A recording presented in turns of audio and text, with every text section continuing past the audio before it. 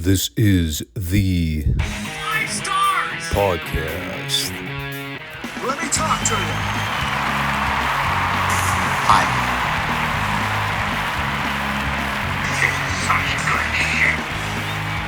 So, what do you guys want to talk about?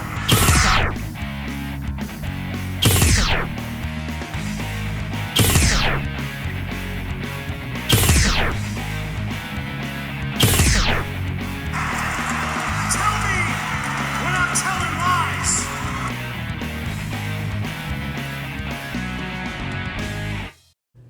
Thanks, guys. Back to you. The summer months are rolling in, and it's a good indication that I need to buy another fan for my bedroom. Man, that air conditioning unit in the other room is mid. Does not get the job done. So, what's going on, everybody? It is Monday. It's time to dive back into some classic Raw talk. I know WWE's about to host another Saturday night PLE next weekend. Am I going to watch it? I don't know. Haven't thought that far out yet. I'm not particularly moved by the idea of John Cena versus R-Truth. I'm also not really moved by much of WWE's current booking as it is. I'll see, though. If the card looks reasonably interesting on paper, I'll at least watch it and maybe share some of my thoughts. But today we're going to solely focus talking about Retro Raw. Of course, if you're watching the FSWR channel for the first time, make sure you subscribe, comment, give the show a like. We are the wrestling podcast nobody knows but everybody needs. Here on YouTube and Rumble on Mondays and Fridays to bring you a wide range of fun classic wrestling coverage. So if you're into that kind of thing, you might want to come back and check out the channel weekly to see what I've got in store. I've also been peripherally following the Sabu updates in the last several days. All the controversy surrounding his death and whether or not it was a pre-planned thing. Like, as soon as I heard that, I was just... well, mind blown was one way to describe it. It just goes to show how stupid people on the internet are. They'll look for any excuse to drum up drama. Try to artificially create narratives when there's nothing there to begin with.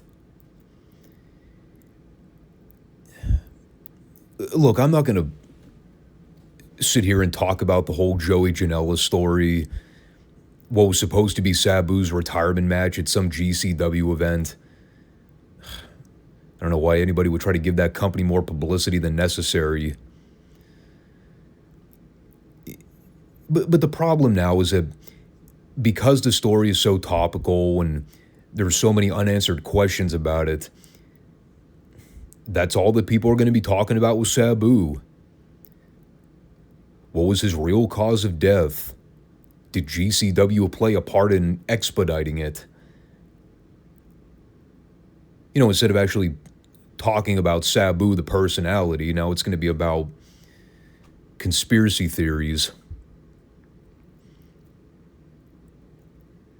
And that sucks, but... I mean, look at how the Chris Benoit story unraveled in a 48-hour window. 1 minute, everybody's talking about Benoit's career and everything he meant to the business. And then once people heard what actually happened, now it's, you can't speak positively about Chris Benoit anymore. Elsewise, you're the scum of the earth. And I'd be lying to you if I told you that I'm somebody that followed Sabu's wrestling career all that religiously. I'm obviously well aware of his work in ECW up from the mid-90s to the early 2000s. I remember the brief stint he had right at the beginning of the Nitro era where he came in to work a handful of TV matches for Bischoff. I think that was right after he had gotten fired from ECW the first time for the whole no-show controversy at one of Paulie's pay-per-view events. I'd actually forgotten about the dark match he worked on Raw back in 93 with Scotty 2 Hotty. Back when he was still Scott Taylor. I'm trying to think of the first time I actually remember seeing Sabu wrestle. I have all these vague memories of seeing him wrestle in ECW, WCW, Japan, the WWF later on in 97. But I can't really narrow it down to like my first initial memory of Sabu. Yeah, I've been very outspoken about my thoughts on ECW, and because Sabu was such a staple of that company through the 90s, I just never really got a chance to watch him growing up. A, because I never watched ECW as a kid, and B, I just never liked the violent nature of what that product represented to begin with. It was always a turnoff for me. I never watched him on the indies. I obviously knew that he broke in working for his uncle, and that's how he became a name on the indie circuit from the mid-'80s through the early to mid-'90s. I don't think it was until maybe freshman or junior year in high school when I started to actually go back and watch Sabu tapes. I mean, there was a period in my life where I was like binge watching a bunch of wrestling that wasn't WWF or WCW related, just because I was so curious. I was that much of a mark. I didn't like ECW, but there were names there that I heard about and thought, I'd like to check out some of their footage. Among those guys in the list, you had names like Taz, Raven, the Sandman, the Dudleys, RVD, Al Snow. I was obviously a big fan of Mick Foley and Terry Funk growing up, so when I saw some of the work they were doing in ECW, I was kind of intrigued. And then there was Sabu, who I think you could say was one of the Mount Rushmore faces of the ECW brand, for good or bad, depending on how you view it. And of course, you fast forward years later when they brought him back to the WWE for that brief window, and when Vince tried to create his own watered-down version of ECW, which stunk to high heaven and just offended anybody that knew anything about what ECW represented back in the day. I think he also worked for TNA at one point, which, well, we don't need to go there. All in all, it's weird to me because I look at Sabu's career and all the places he worked over the years. He worked for just about every major promotion you can possibly think of. And yet, a lot of that just came at a point in my life where I either wasn't following the product all that much, ECW, for example, or because his stints were so short in places like WCW and later on the WWF, WWE, it was always hard for me to gauge any kind of opinion or perspective on him. I know what he meant for a lot of the fans of my generation growing up in the 90s, especially the ones following the independent scene. He was an innovator when it came to what he was able to do in the ring and the kind of crazy off-the-wall batshit insanity you were seeing from that time period. Admittedly, some of the best stuff I ever saw from Sabu was the work he did with guys like Terry Funk or Rob Van Dam. I've never seen the barbed wire match with him and Funk. Frankly, I don't plan on ever seeing it. I'm a connoisseur of just about anything wrestling related, but I think I'm good. I don't need to see human flesh getting ripped open in the manner it did during that match. Honestly, the blood and gore aspect of Sabu's work always seemed inferior to the more athletic kind of stuff he was capable of. Maybe that's personal preference, but it's why I like the stuff he did with RVD more than anything. Because it wasn't about violence for the sake of violence in a lot of those circumstances. It was about showcasing what those two were able to do athletically at a time where you didn't see a lot of that stuff all that frequently.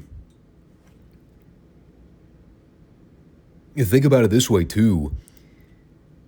1993, 1994, that period of wrestling, especially for the big companies, that time frame sucked to be a fan.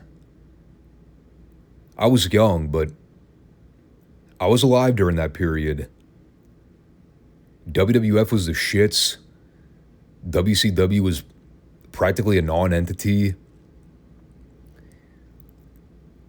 But at the same time, that's really when the popularity of ECW took off and guys like Sabu were becoming must-see attractions in the world of wrestling. People were so desperate to watch anything remotely good. They were looking at things happening on the indie scene and said, hey, this shit's way better than the crap we're getting with the big companies right now. It's sort of a reverse psychology AEW dynamic circa 2019. Wrestling fans, especially hardcore internet fans, God, they were so desperate to watch a wrestling product that didn't suck. They saw this new brand taking off with guys that were relative unknowns to a mainstream market, and they said, we need to promote this new product and get people to recognize that WWE isn't the end-all, be-all. And then, of course, AEW just kind of devolved into what it is today, and, well, we don't need to go into that conversation. But I always kind of viewed ECW as the 90s version of what AEW became in the 2010s. Or a better comparison might be what companies like Ring of Honor or TNA became when WCW folded in the early 2000s. Let's be honest. Wrestling fans are cyclical. We want alternatives. The business does not have to be monopolized, despite what WWE might try to tell you otherwise. But that's what guys like Sabu meant to very displeased, pissed off, disgruntled wrestling fans from the early 90s. I think it was their way of saying, this guy could be a big star. He might not be working for the two big American promotions right now, but he can still be a name. He just needs a good promoter and fans to back him up. We can debate whether or not Paulie was a good promoter, but that's sort of contrary to the conversation. It's obviously a sad story. I mean, you never like hearing news about guys passing away. Then again, it's not a passing that came all that unexpectedly. When you look at the kind of stuff Sabu did to his body, not just in the prime of his career, but as he got older and started to slow down a bit more. I mean, I wasn't shocked to hear about this like I was hearing about the passing of somebody like a Bray Wyatt, where it just came out of nowhere and nobody saw it coming. It's hit harder for certain people, I'll admit.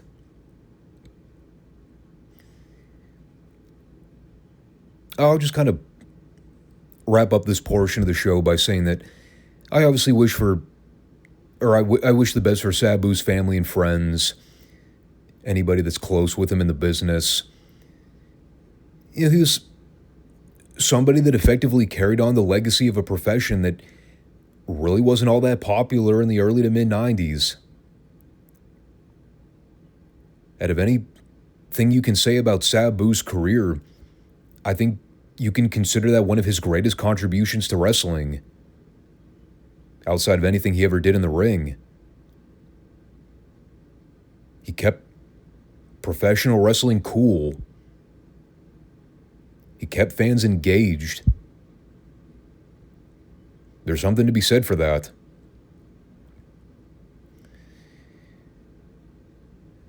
But, well, on that note, let's get rolling with this Raw review.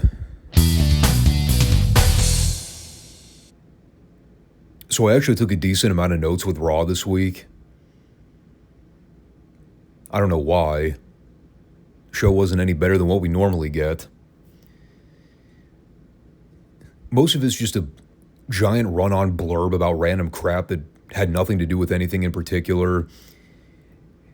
It was stream of consciousness typing, which is what I tend to do a lot of the time. I think it's why I have periodic brain farts, because I'm trying to scroll around and see what I actually wrote about the actual segment. Some people might find it annoying. I usually do it to entertain myself. When your opening TV match is Ahmed Johnson versus one half of the Body Donnas, given time, wouldn't you try and find ways to amuse yourself? There's only so many ways I can type Ahmed Johnson fucking sucks before it gets redundant. Before I actually talk about that match, I did have to point out this pre-taped interview beforehand. Actually, even before that, during the Body Donnas intro, McMahon and Lawler were mentioning something about Kuwait. And of course, the minute I heard that, my immediate thought was, oh God, is it already that soon? Is this the infamous Vader detainment saga that became a headline news bulletin back when it first happened? Then I very quickly remembered, oh wait, no, that wasn't until 97.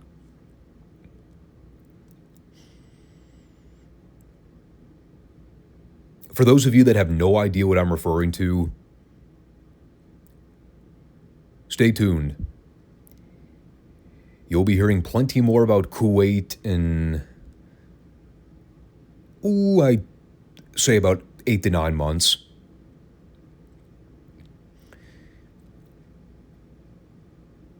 So this interview,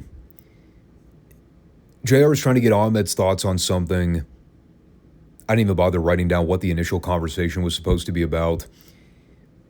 A, because it wasn't important, and B, you can never understand a goddamn word Ahmed's saying in the first place. So it's completely futile in even trying to attempt to make sense of it. But while he's murmuring words that may or may have not been part of the English language, in walks Sunny, and she's basically trying to rub baby oil on Ahmed's chest as a way to soften him up. As if Ahmed needed any more fucking baby oil on his body. And then he basically calls Sunny trash and walks away. And Sunny had to pretend to be offended. In reality, she probably got extremely horny, being told off by Giga Chad like that. So we go to the ring for Ahmed versus Dr. Tom, which ended up turning into Ahmed versus Chris Candido at the midway mark. And let me just say first and foremost, people, Dr. Tom Pritchard runs a very credible wrestling school. It is a great training center. Dr. Tom himself was also a very gifted professional wrestler during his time. Very smart to the business. very knowledgeable. Even this fucking guy could not guide Ahmed Johnson to a reasonably okay TV match for 2 minutes. 30 seconds after the opening bell, Ahmed nearly dropped Tom right on the back of his head, attempting to give him a back suplex, where Tom was supposed to land on his feet, which I think was Tom's cue to bail out and have Candido take over for the remainder of it. Tom got up and said, "Yeah, how about no? Chris, you're up." So, by the way, I still find it hilarious that they're trying to do this twin magic story with Candido and Dr. Tom, as if they look anything alike facially. Yes, I'm aware they have matching gear with matching blonde crew cuts. But dude, physically they're built entirely differently.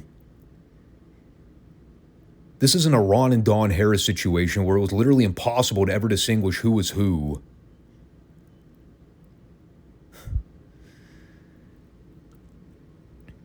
So anyway, the match is awful. Dr. Tom tried to get back in the ring at the end, but the referee stopped him and had him leave the ring.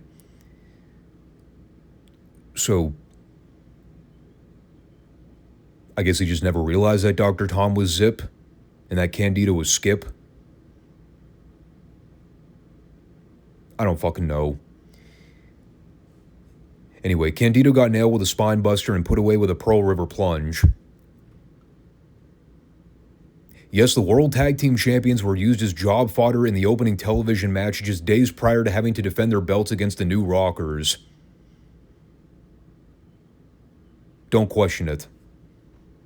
It makes no sense. You know what else made no sense? Warrior University.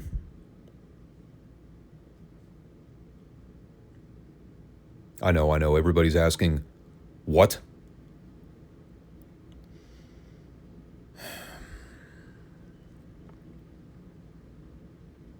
Yeah, that was a thing at one point. If I attempted to explain it, y'all would think I'm on crazy pills. Here's basically all you need to know.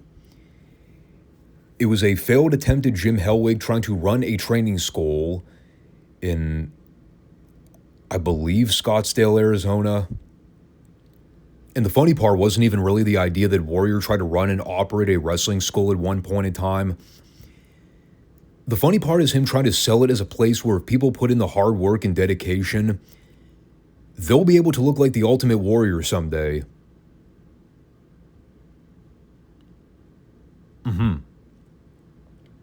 Right. Hard work and dedication. He just neglected to mention the part about injecting yourself with anabolic steroids before every session.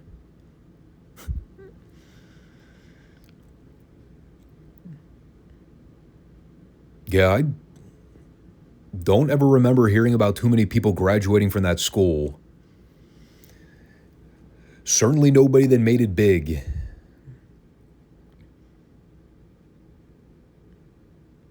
What did he teach people how to do?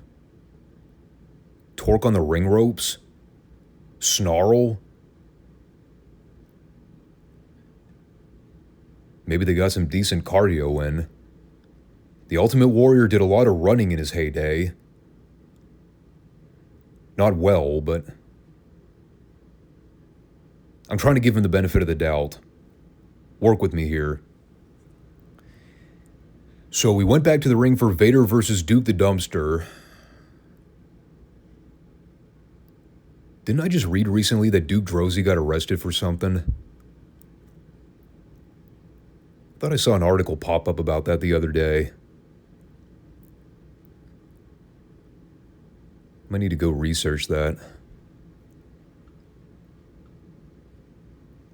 Hang on a sec. I'm going to cut the audio feed here real quick just to clarify, because now I'm curious. All right. Sorry about that. Yeah, sure enough. I found an article posted by News Nation about a week ago. I didn't even realize it was this old, but I'm just now talking about it. This is an excerpt taken directly from his wiki page. On May 5th, 2025, Droese was arrested in Warren County, Tennessee, and charged with 1 count of attempted sexual exploitation of a minor after being accused of attempting to use cryptocurrency to pay for photos of child sexual abuse.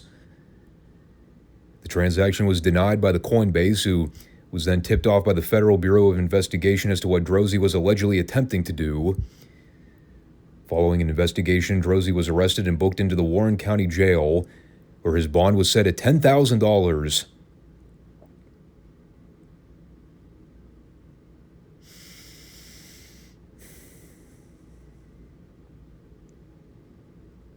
So yeah.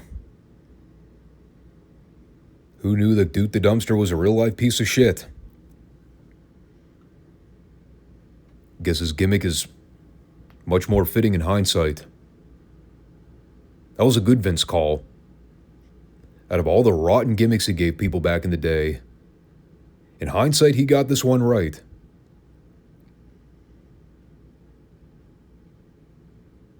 I didn't even know about the child abuse scandal.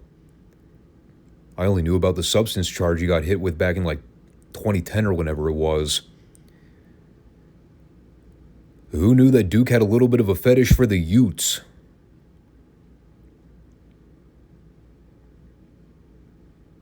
You know, it actually kind of made the squash a little more enjoyable in hindsight.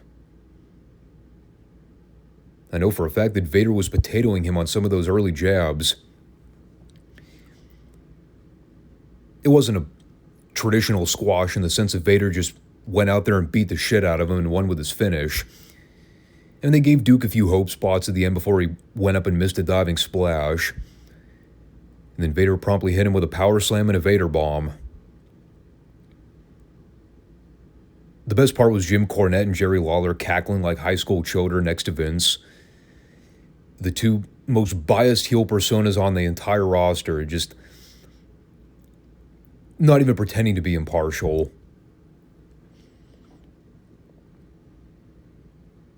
I mean, they're obviously still hyping Yokozuna's big return for In Your House in a couple weeks. It's the big man match nobody was ever asking for, but by God, you're going to get it anyway. Even though you're not, because, well, the pay-per-view itself was essentially null and void because of the power outage issues. But we'll get to that in a couple weeks.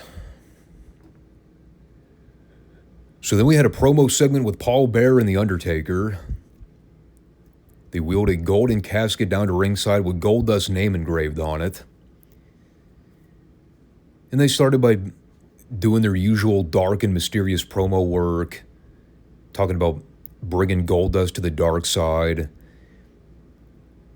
And while they're in the middle of their lingo, out come Goldust and Marlena to make things even more dark and mysterious.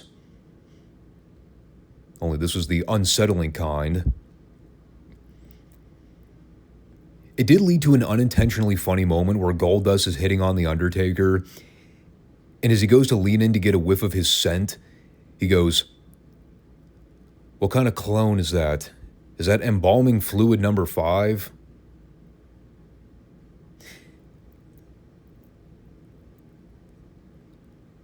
I think that was a direct rib on The Undertaker. I'm convinced that Dustin was trying to get him to break character. Because I laughed. And that was the ongoing joke with Taker for his entire career, was seeing if anybody could ever get him to crack on television. Nobody ever could. He was a true professional. So, yeah, he's out there being Goldust, talking about how Taker can stuff him in a coffin anytime he wants. Just all the usual dumb, stereotypical gay shit you would expect to hear. He said he's never danced with the devil, but he'll try anything once. And as he went to lock fingers with Taker in a very sexual, provocative manner, Taker squeezed his fingers back and had him down on his knees until Mankind ran in to attack him. And after Mankind put Taker in the mandible claw hold and Goldust kneeled there watching, he then stood over him and did a sexy striptease while Taker just kind of laid there. And then eventually he sat up and scared Dustin out of the ring. And this was the part in the show where I just started writing a bunch of supercilious shit to amuse myself. Because, like, seriously, am I actually going to sit here and review any of this like it's a regular wrestling segment? Fuck no.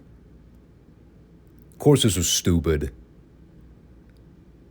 That was the whole point. The whole storyline is Goldust has a fetish for necrophilia.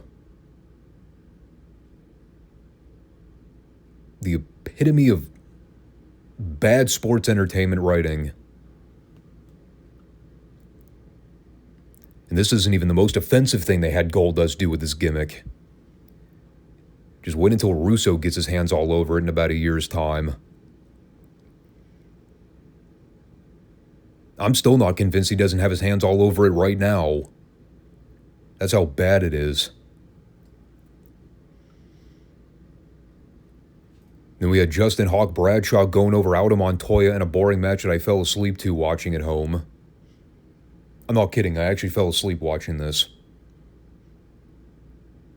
Bradshaw won with a clothesline. Nobody gave a fuck. And then we got to see some of the footage of the WWF crew traveling to Kuwait for the recent tour they did. And well, the footage they aired was very telling in the sense of Shawn Michaels absolutely did not want to be a part of this thing.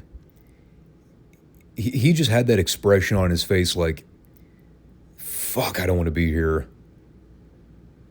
When he got off that plane, I was like, yeah, dude, I feel you. No, I honestly, I can't blame him. I wouldn't want to be anywhere near the Middle East. Especially not during that time period. Christ, what was that? 6 years after the Iraq invasion and the start of the Gulf War?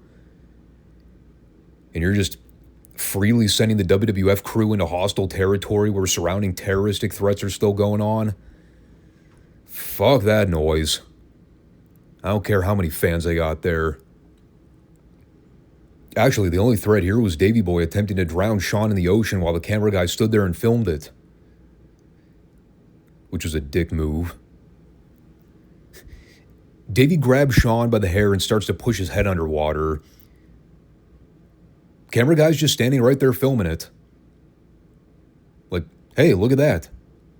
Content we can air on television. They're gonna love this. Apparently there were no other bystanders. They all just let him walk away. It's a good thing HBK was able to walk away from that situation relatively unscathed. Because then he came back this week and wrestled a hell of a main event with Hunter Hearst Helmsley. Here's a great forecast into the wrestling future. Shawn Michaels and Triple H. The inseparable duo. Whether they were feuding or teaming. In 1996, they were more or less considered on different stages in the pecking order. You know, Hunter was still being used as an undercard talent relative to guys like Shawn. Of course, you've also got two clique comrades here, so you knew they were going to be professional with one another. And I don't want to downplay this because this was a very, very good TV main event. It was easily the best thing I've covered on a Retro Raw in I don't even know how long. They gave it plenty of time. It was a really fun back and forth. I love the irony of Hunter selling the nose during the early part of the match when Shawn was in control. Of all the body parts to work over, of course, it had to be Hunter's giant bulbous nose. Even Vince couldn't help but make fun of it. There were periodic moments where Shawn had to dilly-dally for the camera. It wasn't ridiculously offensive. Most of it was him just trying to make a mockery of Hunter, which I was definitely okay with. The other big story here was the random appearance from Mr. Perfect in the aisleway, who wound up doing absolutely nothing. He came out, stood there and watched with his arms crossed, and then after Shawn won, he just left.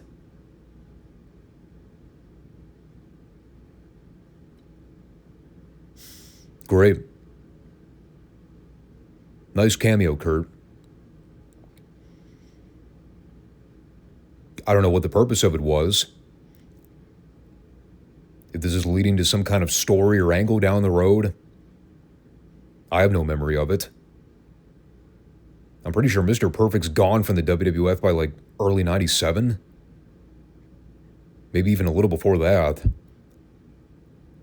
I know he shows up on Nitro sometime in 97. In any case, they went back and forth here at the end. Did a lot of finish counters and some nice false finishes without getting ridiculous. And after Shawn reversed a pedigree attempt and gave Hunter the backdrop, he hit him with the sweet chin music and got the 3. One of the rare times I actually ever recall Shawn getting a clean win over Hunter. Pretty sure that never happened in the 100 gazillion matches they wrestled together in the early 2000s after Shawn's second comeback. Hunter wound up winning the majority of those. But, yeah, like I said, great little match. Crowd was into it. I think Hunter in particular had a really good showing here. Up to this point, he hadn't really been used in a signature spot like this. Getting to wrestle in the TV main event and go toe-to-toe with one of the top guys, much less the top guy at the time. Oh, that's not true. I think he wrestled Brett one time. But you had to figure Shawn probably pulled Vince's arm to get this match booked. Other than the random cameo from Kurt Hennig that never went anywhere, I got no complaints about this. I still found most of the show very blasé and status quo when it comes to the Raw booking from around this time.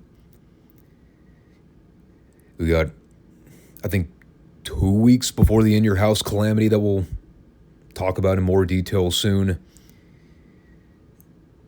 Overall, I just kind of look at the state of the product right now. The Davey Boy Shawn Michaels feud will never not be stupid to me. I'm sorry. As a program, it had legs initially, but them trying to do all this sports entertainment garbage with Shawn being a womanizer and hitting on Davey's wife and storyline, that shit is just awful. And the acting is hideous. And all the while, you got this ludicrous Goldust Undertaker necrophilia stuff that's just all kinds of terrible and bad.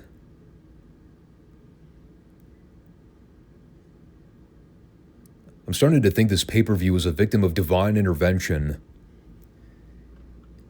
It was God's way of saying, this shit's gonna suck. Let's fix that problem by not airing half the advertised matches.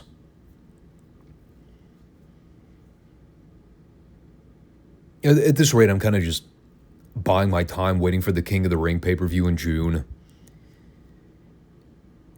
I think, is it next week or the week after where the whole curtain call deal goes down in MSG? I don't even remember how much of that they aired on Raw. But I had to assume they'll at least mention the departures of Hall and Nash. Again, my memory of all this is such a blur. Keep in mind, too, I was watching Nitro Live during this time, so anything I ever recorded with Raw was all on VHS tape. I know my brothers had a huge collection of Raw tapes from around this period. I remember watching a lot of them at the time, but I also haven't had access to a VCR in a long-ass time. So this is a lot of my brain rot kicking in. The senile side of me talking right now. But a lot of the stuff between Mania and King of the Ring is exactly how I've been describing it. One giant blur. But I think on that note that we can wrap things up here and get out. I say that as if I'm kicking viewers off. Get out. Don't watch anymore. But thanks everybody for tuning into the show, and we'll be back on Friday for more classic coverage. I don't think I have any other news bulletins to report on at the time, so we'll just end it there. Thanks, everybody. Take care. Peace out.